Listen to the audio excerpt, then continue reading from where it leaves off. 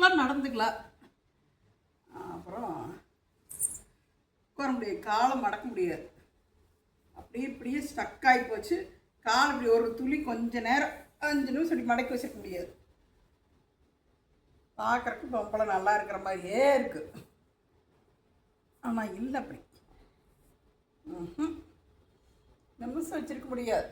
இதுக்கு நாடு வேண்டாம் எல்லாம் பண்ணி பார்த்துட்டேன், ஒன்றுமே இல்லை. கால் ரொம்ப நல்லா இருக்குது, ஆனால் வந்து அப்படியே ஸ்டக் ஆகி போச்சு. என்ற வேலையெல்லாம் அப்படி இருந்தது. நிற்க நடக்க உட்காந்துட்டு தைக்க அப்படியே இருந்து இப்படி மடக்கணுங்கிறத மறந்துட்டு அது மாதிரி இருந்துருக்குறேன். அதனால் காலை நீட்டி வச்சு தான் உட்காந்துக்கலாம். அது கொஞ்சம் நேரம் தான் உட்காந்துருக்க முடியும். அப்புறம் அந்த சைடு போய் அப்படி உட்காந்துக்கணும். இன்றைக்கி என்ன வேலை பண்ணுறேன் அப்படின்னு பார்த்தாக்கா, நாங்கள் புளிங்காய் துவைக்கிறோம். நரம்பகம் இல்லைன்னா வீட்டுக்குள்ளே எப்படி இருக்குன்னா வேலை எது இல்லை. அப்புறம் பார்த்தா ஒரு மாதிரி இருக்கும். ஆனால் அது இருந்தால் வேலை அதிகமாக இருக்குது, அப்புறம் ஒரு மாதிரி இருக்கும். அது ஒரு மாதிரி இருக்குது. அதாவது அவன் இருந்தாலும் முடையாக இருக்குது, இல்லைன்னாலும் முடையாக இருக்குது. ஐயோ, நான் உன்னை எடுத்தேன் இது இல்லை. அவன் இன்னொரு வீடியோ எடுத்தனா இல்லையானே இது இல்லையா எடுத்து அப்புறம் நான் அங்கே பார்த்துட்டு இங்கே நேராக பிடிச்சேன்னு தெரியல. அடப்பாவி, தம் கட்டி பேசுன்னே. சரி, இப்போ விஷயத்துக்கு வரும். புளிங்காய் தொளிக்கிறோம். புளிங்காய் வந்து ஊர்லேருந்து கொண்டு வந்திருந்தா. ஊரில் புளி மரம் ஒன்று இருக்குது. புளி மரம் ஒன்று தான் இருக்குது. ஏன்னு கேட்டிங்கன்னா, எங்கள் ஊரில் வந்து நொய்யலொட்டி இருக்குது ஊர். கொடுமணல்னு சொல்லிட்டு ஒரத்துப்பாளையம் டேம் அதுக்கு பக்கத்தில். என்ன அதில் போடு, அதில் போடுறேன். அப்புறம்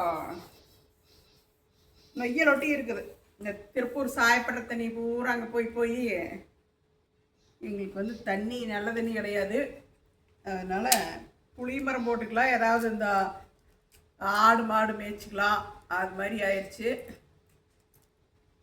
முதல்லாம் கூட ஒரு 30 வருஷத்துக்கு முன்னாடியெல்லாம் உங்களுக்கு தட்டு போட்டு பாசி பயிறு தட்டைப்பயிறு இதெல்லாம் போட்டு வச்சுருந்தாங்க. அன்றைக்கெல்லாம் எடுத்துகிட்டு வந்துட்டு இருந்தோம்.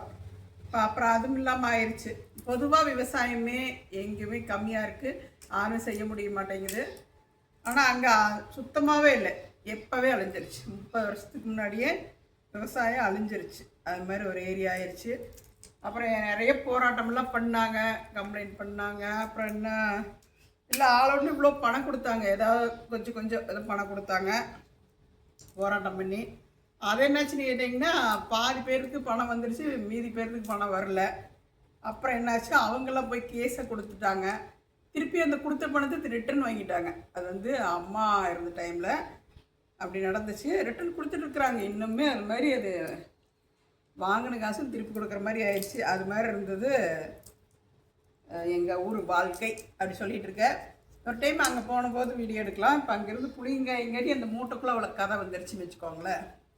வேறு ஒன்றும் இல்லை. இன்றைக்கி புளிங்காய் உடச்சி புளி எடுக்கிறத வேலை. எனக்கு இப்படி தான் எடுக்க தெரியும். ஏன்னு கேட்டால் நான் இதெல்லாமே செஞ்சதில்லை. வருஷம் ஓரளவுக்கு புளி கொடுத்துட்ருவாங்க. இந்த மாதிரி காய் கொடுத்துட மாட்டாங்க. இந்த வருஷம் அவங்க எனக்கு என்ன வேலையை பாவம் புளியும் காய் கொடுத்துட்டாங்க. வேறு யாரும் இல்லை, எங்கள் அண்ணி நங்கையா அவங்க வந்து அடித்து இது மாதிரி புளியாக கொடுத்துட்ருவாங்க.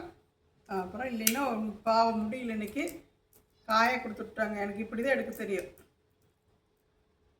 அப்படி தான் நான் வந்து கிராமத்தில் போய் இருக்கலை, அங்கே இருக்கிற மாதிரியும் இல்லை. அது மாதிரி ஒரு சுச்சுவேஷன் ஆயிடுச்சு. அங்கெல்லாம் வந்து கடுமையான உழைப்பாளிகள், நல்லா விவசாயம் பண்ணுற ஆளுங்க, நல்லா உழைக்கிறவங்க, விவசாயத்தை நம்புகிறவங்க, வாழ்வாதாரம் இல்லாமல் அது எப்போவே அப்படி ஆயிடுச்சு. ஆனால் அது சரியான நியாயம் இல்லை அப்படின்னு என் கணக்குக்கு, என்னோடய கணக்கு நான் சொல்கிறேன், எனக்கு தெரிஞ்ச வரைக்கும் சொல்கிறேன். என்ன அப்படின்னாக்கா, அது எப்படி ஒரு சைடு வந்து தொழில் பண்ணி, ஒரு சைடு அந்த தண்ணியால் வந்து பூமி பாதிச்சிருக்கு, வாழ்வாதாரம் இல்லை அப்படின்னு சொன்னாக்க, இங்கிருந்து தொழிலிருந்து வரி எடுத்து அவங்களுக்கு ஒரு பர்சன்டேஜாவது ஒதுக்கணும் அப்படிங்கிற மாதிரி எனக்கு கணக்கு தோணுது. ஆனால் அவங்க என்ன பண்ணியிருக்கிறாங்க, அந்த ஒதுக்கின காசையுமே கொஞ்சமாக தான் ஒதுக்குனாங்க. அது எப்போ ஒதுக்குனாங்கன்னா அதுவே 5 வருஷத்துக்கு மேலே இருக்கும். அப்படி இருக்குது. அதையுமே ரிட்டர்ன் வாங்கிட்டாங்க. மிச்ச பேர் கேஸ் போட்டு. மிச்ச பேர் கேஸ் போடுறதுக்கு மிச்ச பேருக்கு கொடுத்துருக்கோமே தவிர அவங்ககிட்டையும் வாங்கியிருக்கக்கூடாது. அது மாதிரி ஆச்சு. அப்புறம் நாங்களாம் வந்து திருப்பூர் வந்துட்டு திருப்பூரில் தான் இங்கேருந்து தான் போனேன் நான். அதனால் நான் இங்கேயே திருப்பி வந்துட்டேன்.